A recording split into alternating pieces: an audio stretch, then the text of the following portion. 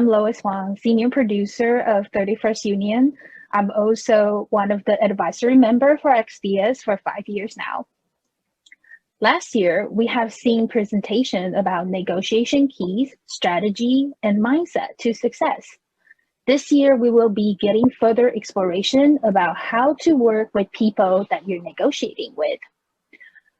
In today's live Q&A session, please submit your question using the Q&A function. And now allow me to introduce our presenter, industry veteran with over 30 years of experience, who has been on both sides of the negotiation table. Please welcome Curtis Cherrington, Senior Manager of Worldwide External Development of Electronic Arts.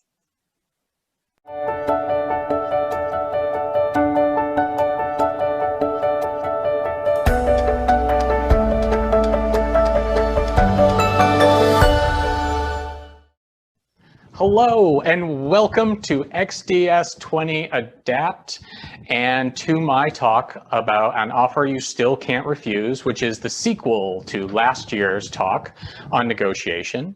I know many of you are coming into this and saying, well, am I going to get anything from this if I hadn't gone to the first one? First of all, don't worry. I'm going to completely cover the basic points that we covered last time. So you're going to have that to point into. But I also wanted to take, before we jump into a whole bunch of stuff, I wanted to take a moment and just say thank you to the XDS20 steering committee and how they've been able to put this together. It's been really excited, and I'm really glad to be back and really excited to give you guys the next iteration that we're just going to add to what we did last time and give you a whole new set of skills and techniques that you can take away. So if you're all ready, let's get started. Great. So let's get started. We're going to jump into a lot of stuff really quick. And I think the first thing that we really want to do is, for those of you that maybe went to last year's or who are totally new to the idea of negotiation, what I wanted to do is actually start out with a little bit of information about what we covered last time, because what that's going to give you is really a really strong framework to work from. And I'll also say, just to preface it a little bit, that I believe that if you actually follow this basic framework that we're going to cover within a couple of minutes, that you really can't go wrong. Like, you can get multiple deals done. You should be safe in the sense of you're not going to go too far off. And so we're going to jump right in. So last time, what we did is we actually talked about, and I leveled out and I showed you guys this. And what this is 4 stages. We have the first stage, which is sort of the alignment category. We have the preparation category, then the actual during negotiation category, and then finally we have the closing category. So just to jump back and to get back into it a little bit. So last time what we did is we talked about first being alignment. So what is alignment? Alignment is basically to make sure that everybody's on the same page with you. The importance of this is not just before you go in and when you're dealing with a negotiation, it's really about even before you even think about a negotiation. So is the corporate side all bought in to what you're trying to do? Is your team all bought in with what you're trying to do? And is there a good culture fit? Very simple in terms of just making sure that everybody's bought into what you want to do. Because the last thing, as I think I even talked about before, was that you're going to run into an enormous amount of problems if you don't actually make sure that everybody agrees. So that aside, you've now gotten your alignment, you're ready to move on, start the preparation. Probably the most important part of this before going into this is how you prepare. First, as we talked about, know your BATNA. Your BATNA, which is best alternative to a negotiated agreement. Second, reservation value. Reservation value is basically where it's sort of the lowest you're willing to go or the highest you're willing to pay. So think of it as those two sort of barriers to where you want to be, and you want to be somewhere in the middle. Then you have priorities. Now, priorities are obviously those things that really matter to you in the whole overall deal. You can look at a number of different things, but when it comes down to it, you really want to know what matters to you, because that whole issue of priorities is going to flow into the next one. So if we look at the next thing, when you're actually in a negotiation, you're going to be looking at an initial offer, arbitraging, and alternative solutions. Initial offer is basically the simple math of coming up with a reasonable expectation in case you need to actually go in and say, hey, this is what I expect to pay. That is a natural way to do it. It combines a little bit of market research, a little bit of the current rate that people are paying, and sort of what the expectation is. And you can do this on both sides. Now, once you've done that, we talk about arbitraging. Now, arbitraging is basically what we're doing with priorities. So if we take your priorities and you're basically trading them with the other person. So you want to know what's important to you, realize what's important to them, and basically give as many as you can. If you don't care about something, give it to them. If you do care about something, hopefully you can get it from them. This is the back and forth. Lastly, alternate solutions. Just because someone breaks into a little piece of something and says, hey, this is a blocker for me, doesn't mean that it's truly a blocker. The idea is look for what's behind it, look for what the motivation is behind it, and then try to find a solution. It may not be apparent at first, but the more you dig, you're going to find out. And one of the things that we're going to talk about a lot in this talk is the idea of what the background motivations are for people. Lastly, we have closing. Closing is very simple. Basically comes down to confirm the points, emphasize the positives, and make sure that everybody wins. So for this, it's about going in, confirming what the main points of the deal are so that everybody's clear, emphasize the positives so that when you're talking to someone and you say, this is why this is good, and they can do the same, and that's where you make sure that everybody wins. So what we're really doing here, and what this whole piece portion was really like to call as guardrails. We have the top and the bottom. If you go through and follow each of these pieces, you will be great in some sense. You will get through it. You will make sure that you've done it. You can go in prepared. Now, where do we go from here? Where we go from here is that basically I want to share with you a couple of very common negotiation strategies or types of people that you're going to be able to be dealing with on a very regular basis.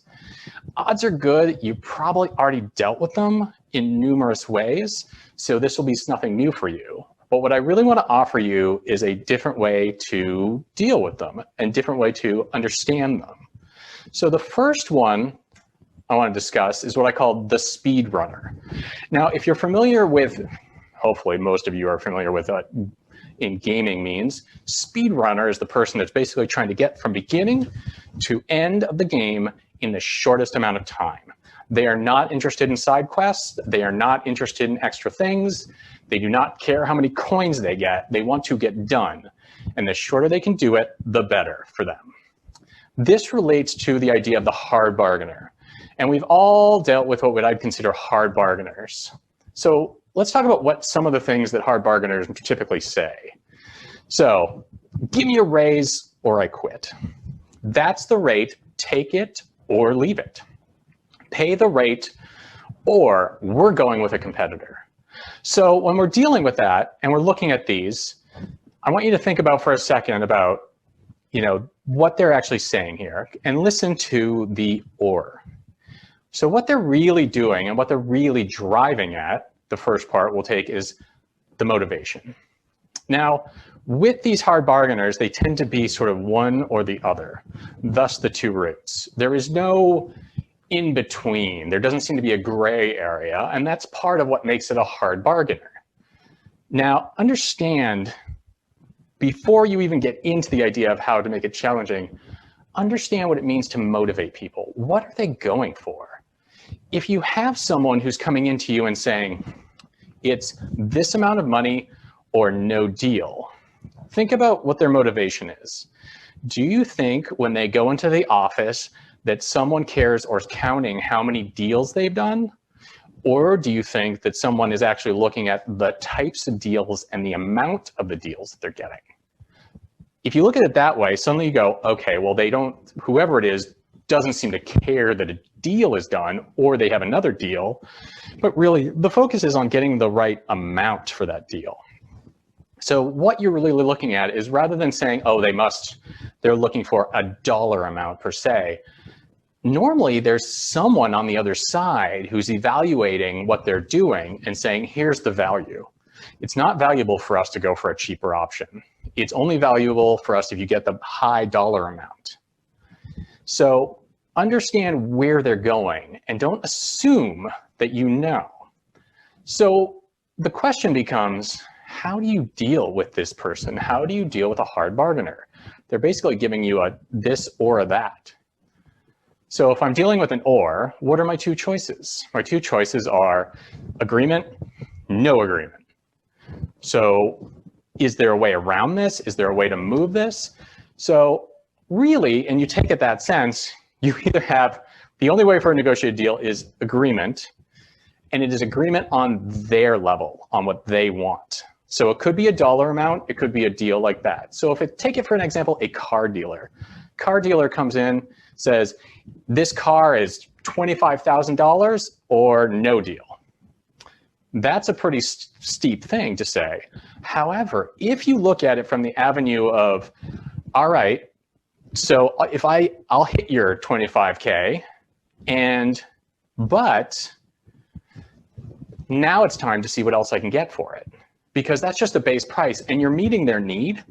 But now you can get, like, start to ask for additional items, start to ask for, well, what about, floor mats? What about, different rims? What about these things? Because you're basically going to hit them where they need it. But then you're going to figure out, because of alternate solutions, how to make more of those things work. So you could say, hey, I agree to your price and your rate. What about, how long do I get that rate for? How many years do I get to continue? How many projects? What about if you're from the other side, like what about which studios you want to work with, or studios you sort of say, these are the ones I need to work with, or this is the type of business I want to do. And you can do that through a countless number of ways, whether it's corporate, maybe it's not money at the time, but maybe it's money down the line. So you can easily give them what they need at that moment and then go for other things. So whereas you once thought that there's just one option, or an A or B option, and B is not really an option because it's just the not happening a deal, you can start to look at A as being, there's a lot of different A's. There's A's and B's and A's and C's and A's and D's and A's and F's. So start to open your mind from the hard bargainer and realize that there's other choices. The second person I want to talk to you is the completionist. This is what we call the analytical negotiator. Now, the analytical negotiator is actually probably one of the best people to actually come and negotiate with. And I say that because if we look at what's a typical analytical negotiator, it's only fair if I get 50%. The rate is market value. And based on your region, I should pay X amount of dollars. Now, when we come into this and you go, okay, look, this guy wants this much, this person wants that much. But what they do is that they justify it. And the reason that it's actually beneficial to justify it is that there is a natural sense for these people of, in some sense, fairness. So when they come into you and they go, look, I want to give you this for this, and this is why it's balanced, that you can look at that and go, okay, I get why you're saying that. That makes sense, or it doesn't. Or maybe you go, look, I don't think that's fair at all. So they're going to come back and be like, look, here, see, it's fair.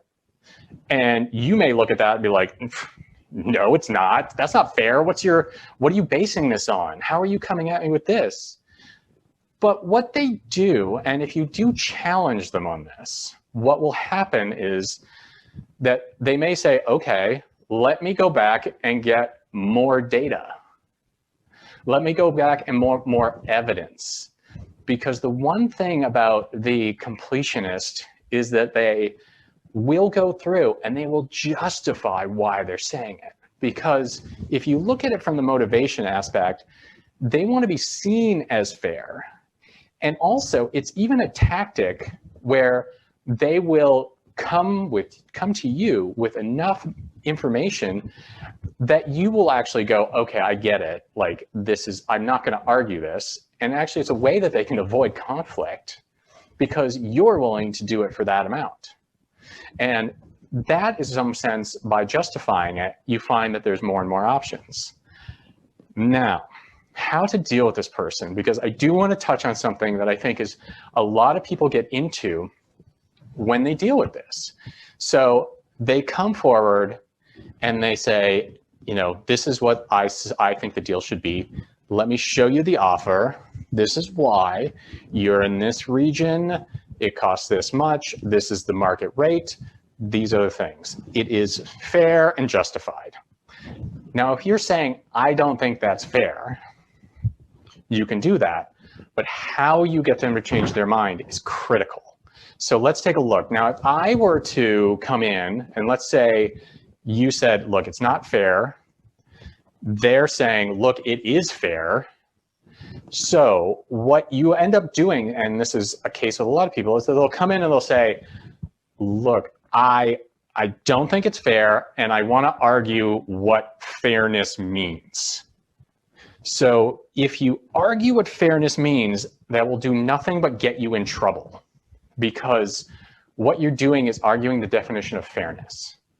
So if you're arguing the definition of fairness, you're actually challenging that individual who is the analytical negotiator, who is all about fairness in this sense, that you're saying that your sense of fairness is wrong, which will torpedo those conversations oftentimes, because these people tend to take it very personally that they're coming to you with a fair offer and that they're doing a fair thing. And what they're really avoiding is two things: is they're avoiding the conflict that comes from this, and because they're justifying everything, so there's no need to conflict. But also they're doing it in a way that's actually going to make it easier for you, and they identify in some sense as fair. So when you come in and go, I don't think what you're doing is fair, that's a personal attack on what they're doing.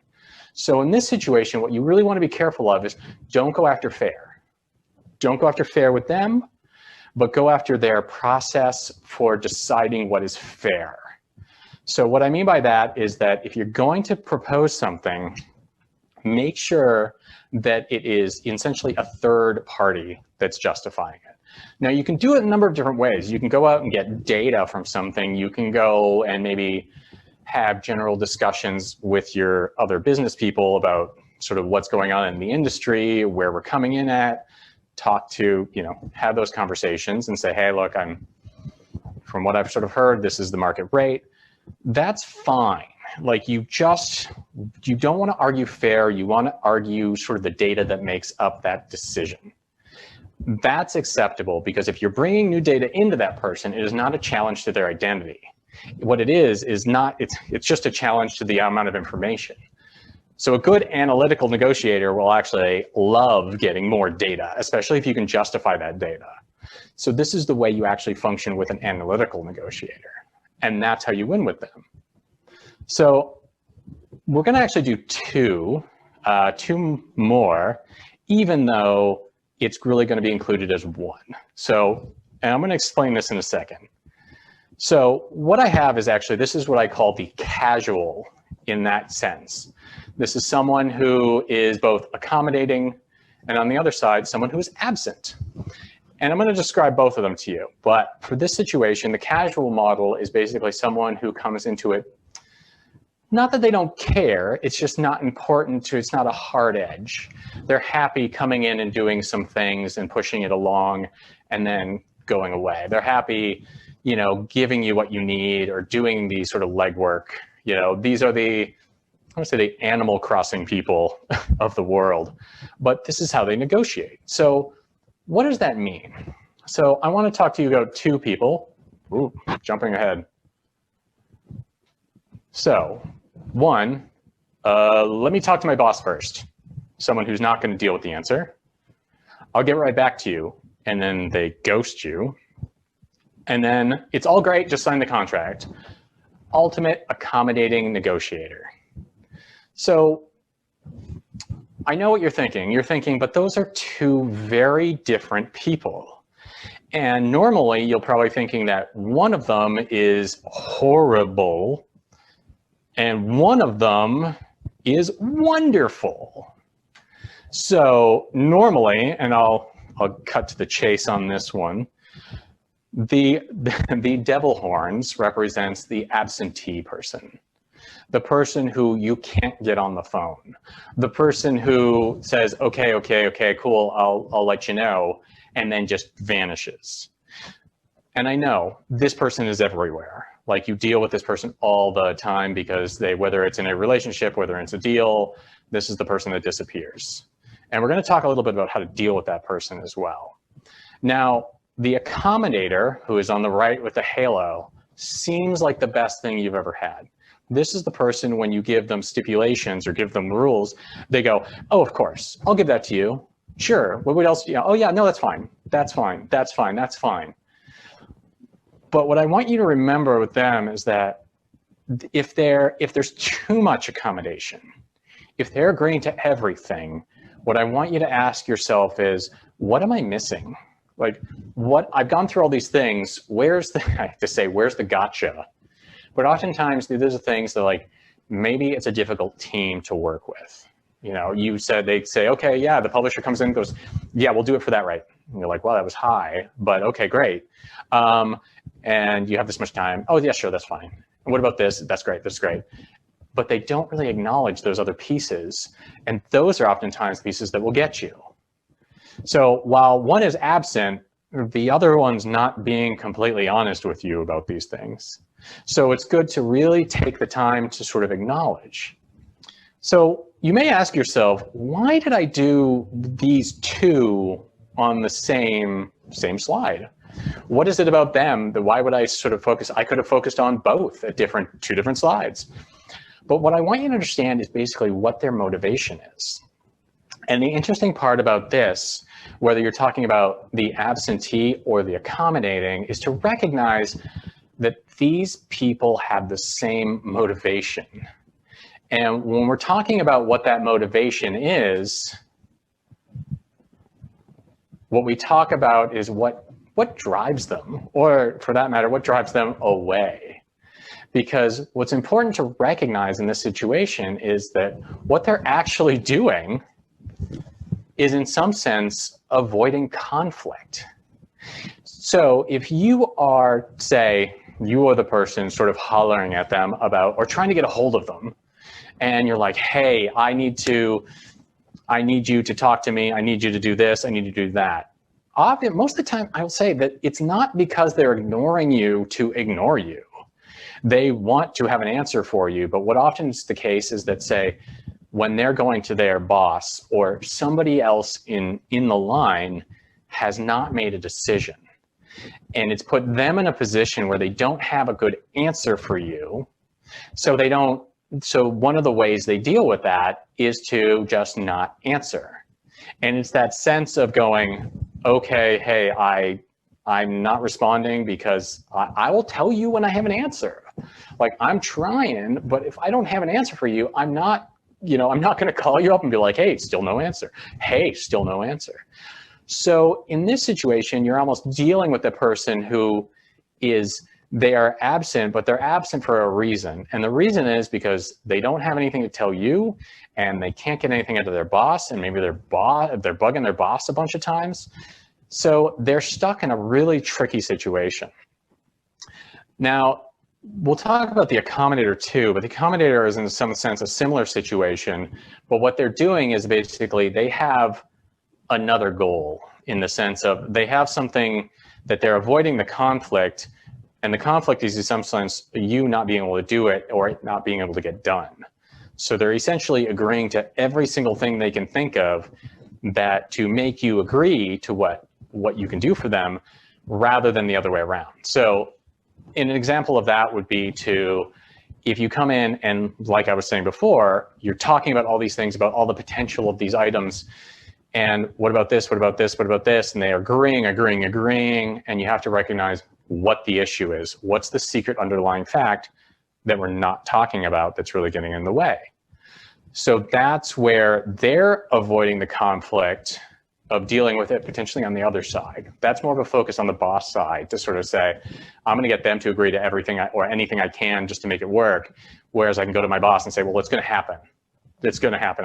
It's fine. It's going to happen. Now, but the absentee person is obviously dealing with it. It's a little bit of the non-answer. So I don't have an answer for you. So I can't really update you in that sense. So what do you do? How can you, as someone who's on the outside, engage someone who's actually just non-responsive? And the trick is you can't be a point of conflict for them. If you're a point of conflict, if you're calling them and demanding things and trying to get a hold of their boss to yell at them to do it, you're not going to be met with a very good response. Like, you may get a response, you probably will if you go and say to their boss that they ghosted you, but it's not going to be a great one. So what you want to do is actually sort of try to connect with them in a way that allows them that you are not the problem. So you can reach out to them and say things to the effect of like, look, hey, I know things are crazy. I'm sure you probably don't even have an answer yet. I just want to check in, let you know that, we are interested in it. Totally understand you're probably in a bit of a bind. Totally, if there's anything I can do to help you, it's almost throw out the idea that they are the bad guy. Throw out that even ignore the idea that they're ignoring you, and go with the idea that you're trying to sort of essentially befriend them so that you are not a point of conflict. This does actually two things. One, it takes out the item that they'll stop avoiding you. And then the other thing is that potentially they will actually push for you more than they would have before. So it's a way to sort of move it in a way that actually functions a little better for everybody. So that was a lot. And we covered 4 actual different techniques from a specific negotiator.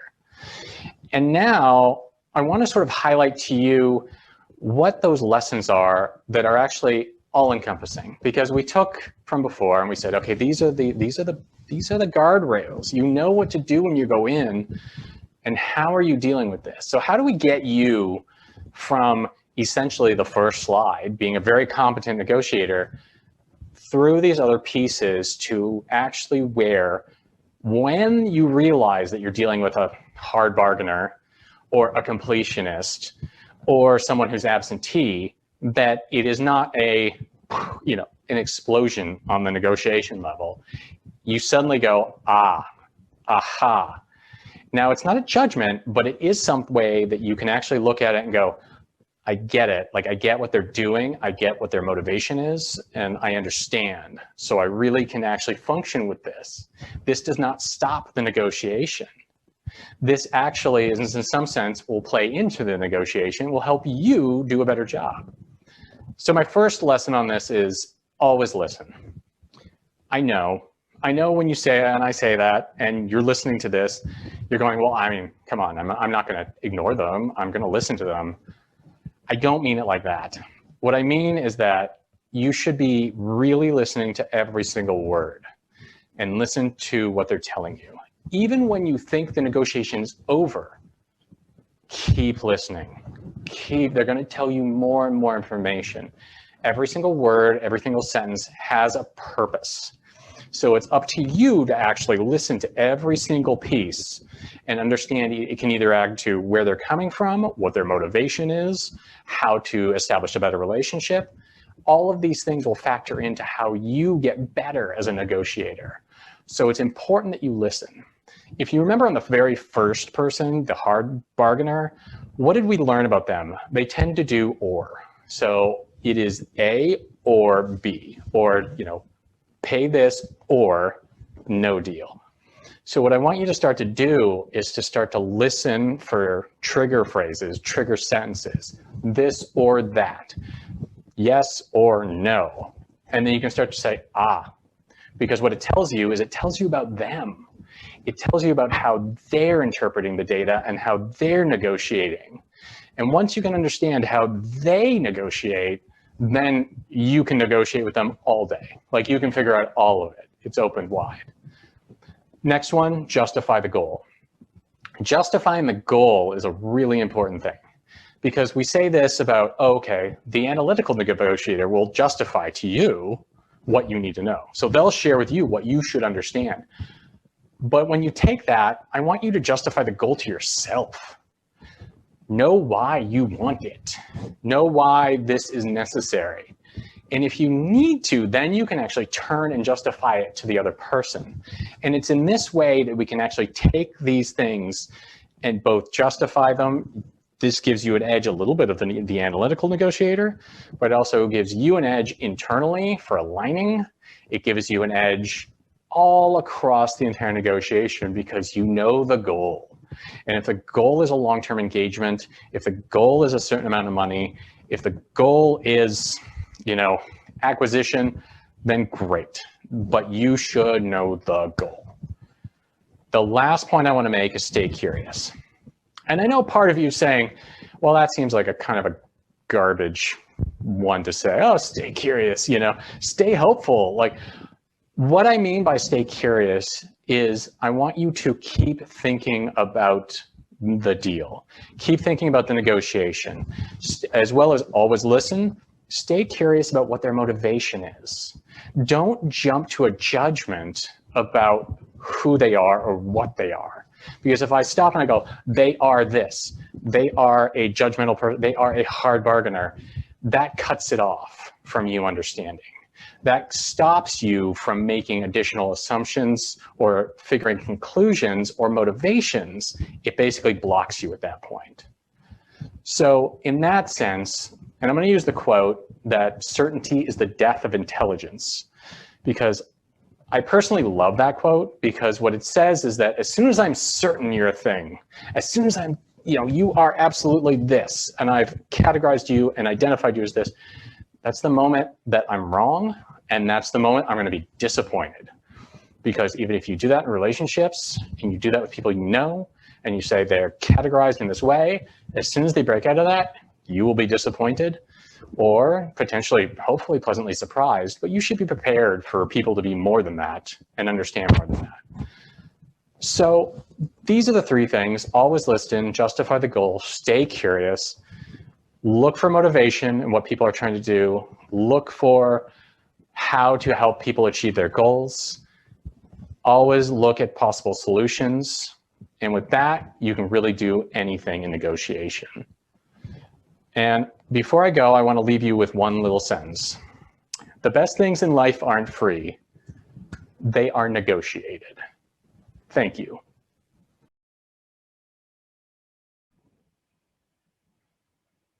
Hi guys. Hi, I'm Lois Wong, and here I have Curtis Cherrington, our speaker. So now we're going to start. Now we're going to start with our Q&A session. So I'm going to come up with the first question. So what are your suggestions when negotiating with a speedrunner type of counterpart and there are no priorities that you can trade?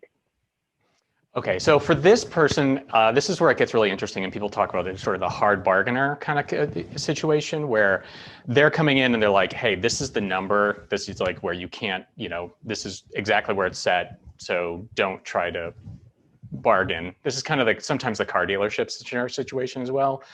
So I don't generally advocate taking a hardball approach to them, but what you're going to want to do is actually, you want to test that level. So if you want to drop a number at them, like to see if they'll sort of take it, or at least sort of like if they'll play the game with you about sort of where you're coming in. So if they come in and say, like 20 bucks, let's say think of it a little bit like going to a flea market or something where you're sort of, someone says $20 and then they don't seem to be willing to give. And then you give an offer of something, even if it's low, because even if you're like $10, and then what they're going to do is if there's any little hint of them being adjusting, they'll do something like, no, I can't go lower than 18. So that's, whereas we're talking about sort of options, or we're talking about sort of the example that I used was very strict that they can't move from that number. So in this situation, if you really have nothing else to play with, drop a number in there to sort of see if they'll come down at all, because that'll tell you if they're really actually able to negotiate something. Cool. All right, so we got a couple of votings in. Ooh. And then the order of the question are shuffling. So the next question I'm going to pick is, could you talk a little bit about negotiation with different countries? Do you always need a deep understanding of the culture and mentality? No, the short answer is that you don't need a deep understanding. I mean, I will say that it helps in the sense of that you have an idea. The one thing I will say, always be respectful. Understand what you're going into. Also understanding that if you're translating or if you're being translated, that you have to understand how your language comes across. I know that there's sometimes certain languages or even sometimes translations that come across very hard. So even a little bit of softening of those communications can really help a lot. So look at those and sort of go, okay, if I'm going to go into that with this sort of plan, or, also even in your own evaluations, when you're going into negotiating with another country or when you're going with a studio in another country, it's good to understand that market as well. So you understand sort of if they're, what are they sort of dealing with? What is the situation in their country? What about, if it's a talent question, understand sort of what the talent is like in that area.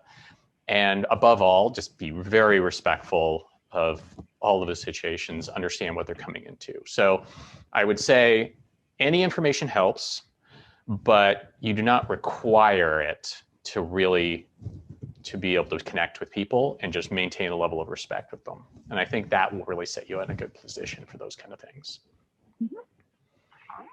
So this is one of the highest voting right now. Can you share what you consider to be the red flag during negotiation? Ooh, there's a lot of little red flags that you should do. But I do want to state one thing is like when you see red flags, or what we'll talk a little bit about what those kind of look like. The one thing I want you to do is sort of look at it differently. Because the purpose of this talk was really to sort of say, look, I want you to change your mindset about how you are approaching these things. What you think is a sort of a hard lock on the way people are approaching it, sort of even the hard bargainer, whether it's the completionist about where they're sort of set, everything is achievable. You can always sort of make those things work. Now, when I think of red flags, I don't normally think of red flags in the negotiation as much because they're there in the sense of the person you're negotiating with. If there's an actual case of lying, that's a huge red flag.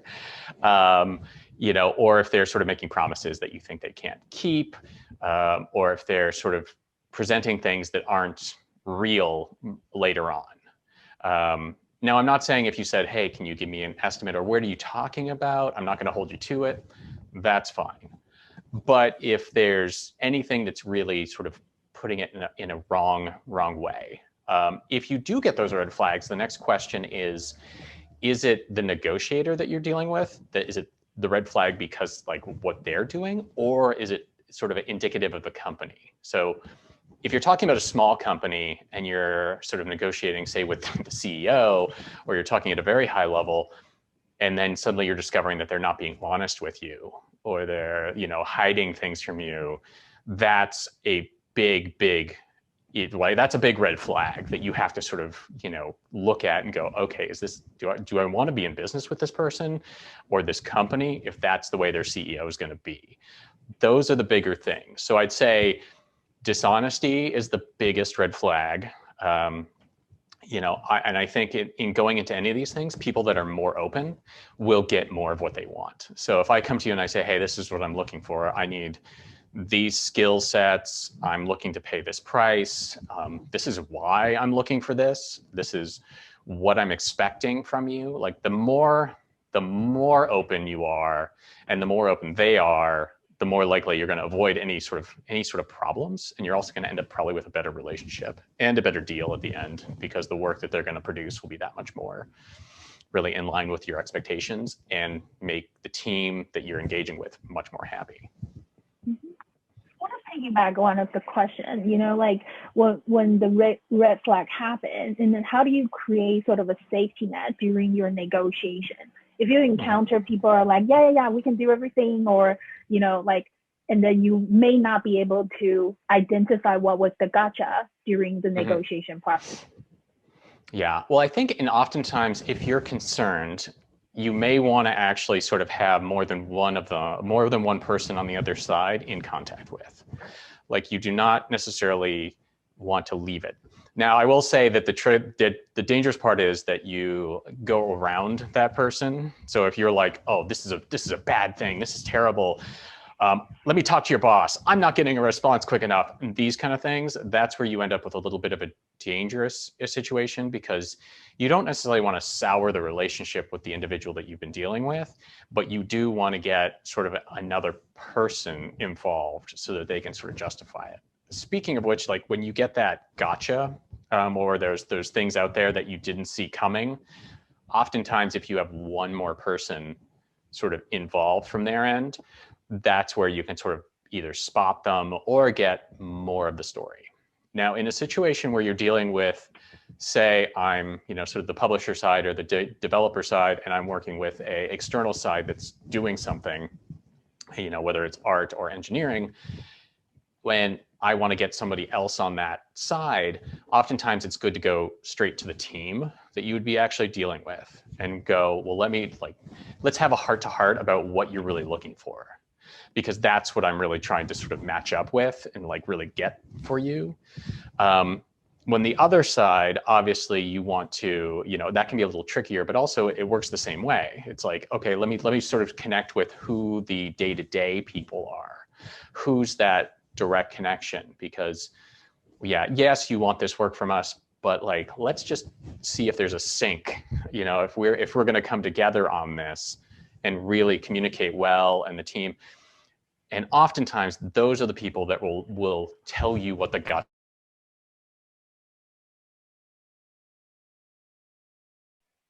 Every single gotcha. Like, they don't want to be tricky or be difficult or any of that.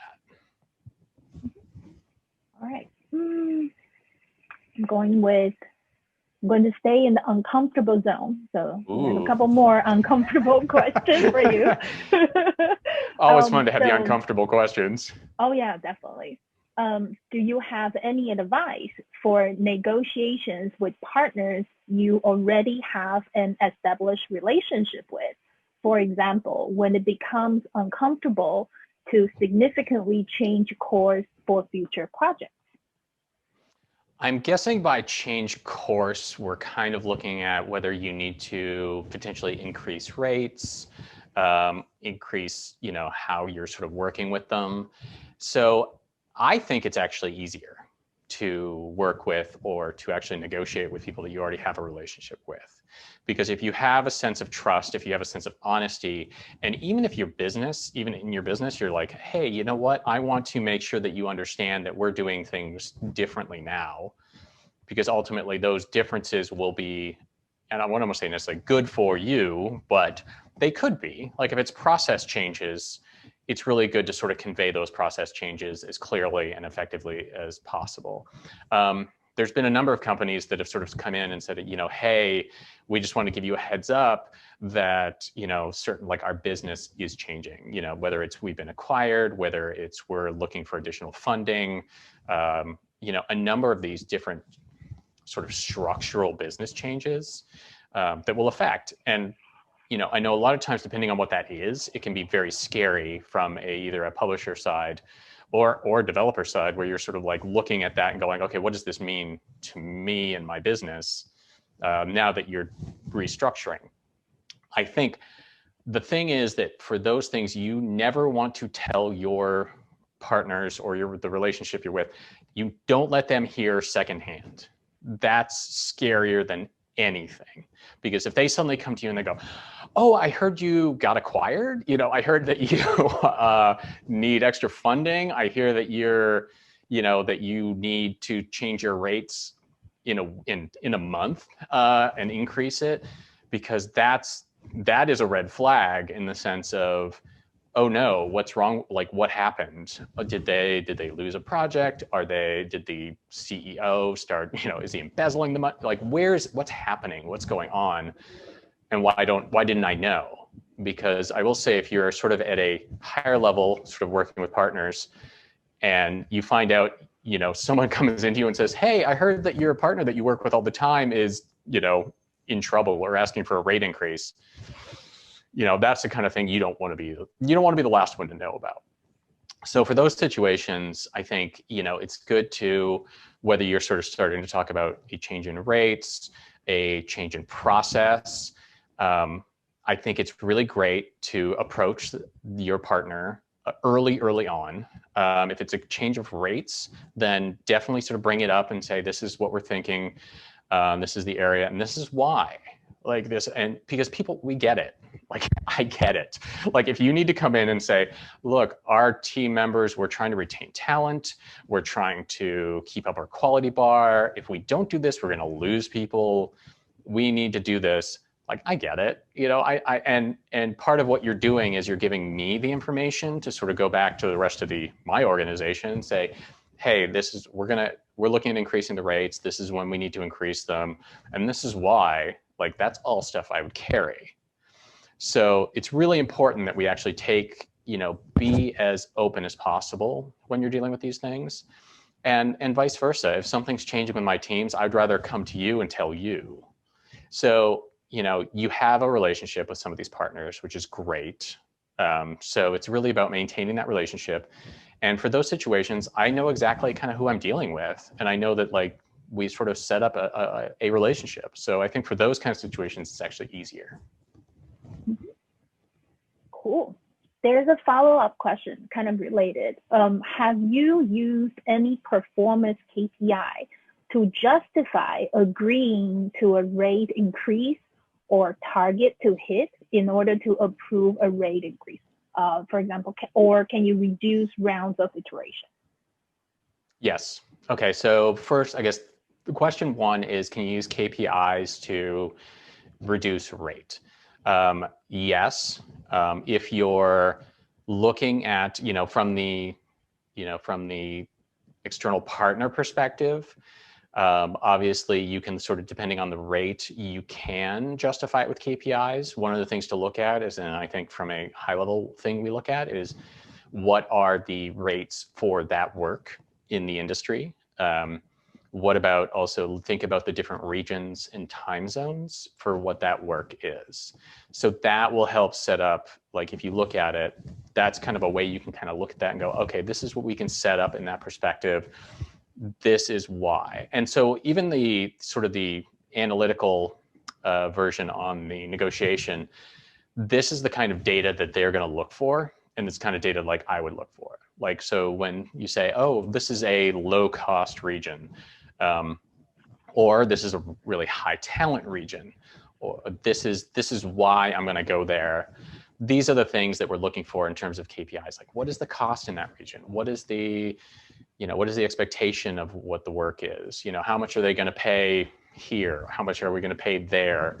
Like, kind of getting that big perspective will justify you in terms of KPIs. Now, the subsequent one in terms of iterations, that is something that can be negotiated. But I will say that it's really a team by team scenario. So depending on, you don't always know that you can say, like, I want to lower the I want to pay for less iterations. But sometimes that's a team sort of issue, like, because if you get a high quality team and they're, great, maybe you're paying more than you want, how many iterations are they going through? Subsequently, if you're going with a sort of like a not so experienced team, they may have more iterations for you over time.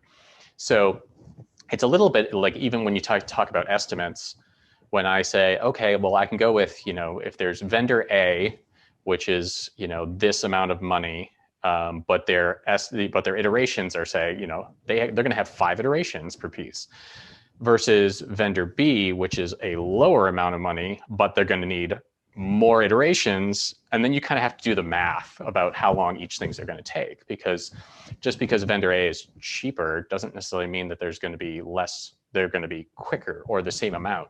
It's not always sort of the apples to apples. So I think in that situation, you want to look at that and, factor in sort of quality markers as well as iteration and numbers. So there are 2 questions, kind of a pair. So I wanted to kind of like ask you about, how do you determine, if you are the buyer, how do you determine your upper and lower limits as a new buyer if you don't have a lot of data? And then on the other hand is, when you're working with a new service provider, then how do you determine that upper and lower? What is the range if you don't have a lot of data to kind of compare? Okay. So I think, this is sort of, we touched on it in this talk, and I think I dove deeper into it in the previous talk, but it's a fair question, because it's like reservation value is really what we're kind of talking about in terms of, that's the lowest essentially you're willing to take. And there's the upper and the lower, right? Like but how do you actually come to those conclusions? So you're going to want to look at a lot of things, like what is the work being done?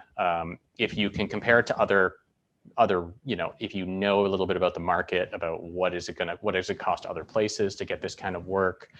You also want to look in sort of regionally as well, depending on how they're sort of structuring, like, oh, if everybody in your region is at a certain level, or a sort of high and a low bar, if you suddenly come out and say, we're so much better, we're going to go at a higher level, that's great, but like everybody else is looking at that and going, well, why am I paying so much extra for you if you're in this low region? You're doing, you're making a lot of extra sort of money on that. So really what you want to do is you want to sort of figure out sort of where that bar is in terms of what is the least amount you're willing to take for the work. Like, just if you're the vendor, like, what is that bottom line? Like, if they go below this, we can't pay. And I will say, like, and I kind of spoke about this last time, is that no matter what the other partner says about, well, if you want to work with us, you're going to have to come in at this low rate, and that's how you're going to get in the door, and you're just going to have to suck it up and take a loss. Don't do that. It makes it in a bad situation later on. And, I know a lot of different times, and I think for the most part in this community, we're not really about the short term. But I can tell you from my perspective, if I come in and I don't think I will ever say to somebody, like, if you want to work with us, you got to get really low. Like, if it doesn't work for you, it doesn't work for you. Don't do it. But at the other side, if the other side of the reservation value is, for me, it's like, if I'm coming in, I will not go above a certain level. I'm not going to pay, exorbitant fees. Now you may say, but we're really talented. And I was like, well, talent, it depends on what sort of level of project I have that really makes that matter. So I'm not going to, if it's a AAA game and I'm looking for the utmost talent for this, but what if it's, if I'm looking for a casual game, I don't need that super level of talent. I just need someone who's going to sort of punch out a bunch of things. So those are sort of where you kind of come in, sort of when you look at reservation value and sort of how that comes in. So I always say, like, know where your bottom is. So don't go below that, or you're going to end up in trouble. And also the relationship is going to be in trouble, because if you go below that, you can't maintain it. And you need to be able to maintain it. Because a lot of what I know a lot of us are sort of looking for is, I'm looking long-term. Like, I need to make sure that you're going to maintain. And if you're a high quality, I want to hold on and make sure that you're working with us on many different things.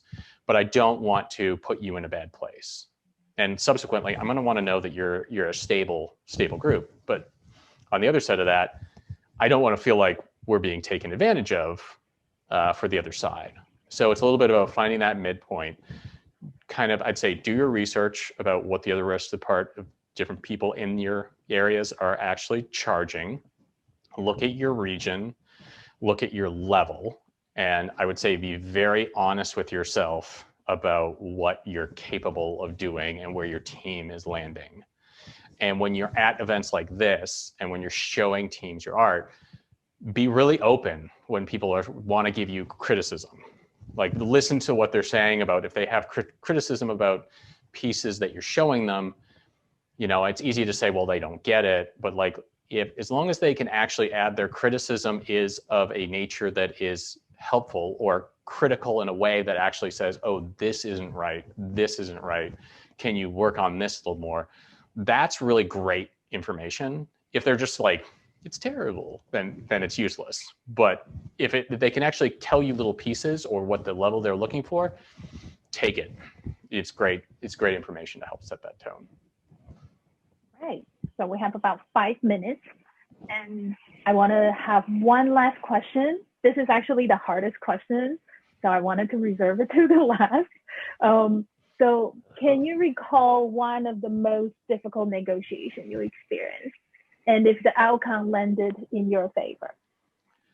Ooh, so there's a couple, I can't go into too many details.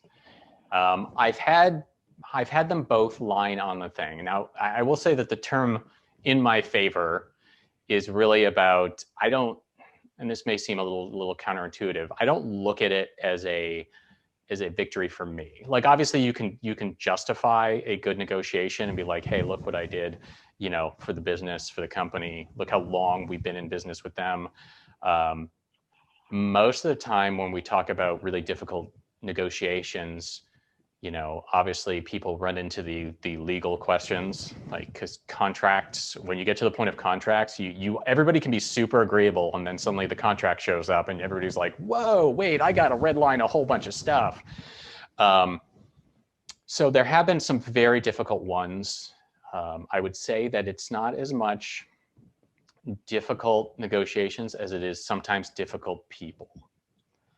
And that's a big point of knowing sort of who you're dealing with on the other side.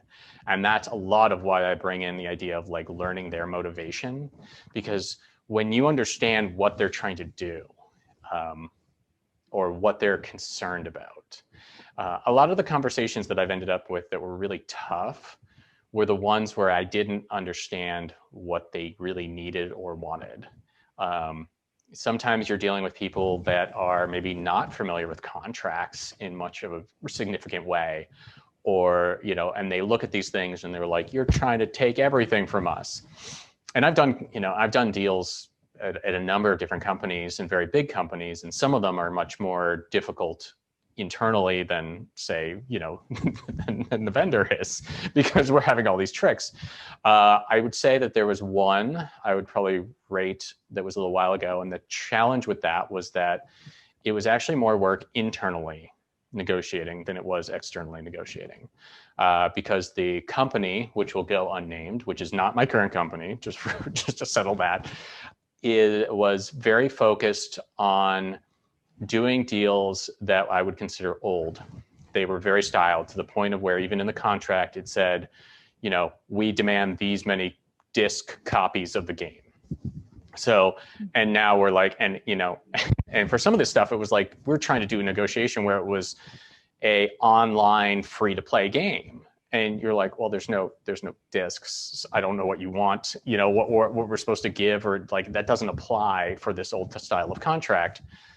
And a lot of it was about negotiating internally, about getting a large company to rethink the way it does business. So I would say that, oddly enough, the hardest part, and I would say if you're on the vendor side for this, you're going to want to help whoever is on the sort of, say, publisher side or the big game company side, understand, like, give them as much information as you can. Yeah. All right. Support. We have 1 minute left. Okay. So that is probably going to be the wrap for our Q&A session. Thank you everyone for tuning in. Thank you, Curtis. It's been a great experience working with you, and then you answer so many questions that everyone is really trying to understand better and learn. So thank you, everyone. Well, thanks to everybody, and yeah, appreciate it. And so far, XDS has been pretty great, especially in our situation. So feel free to reach out with any additional questions, and I'll be more than happy to talk with you. Yes,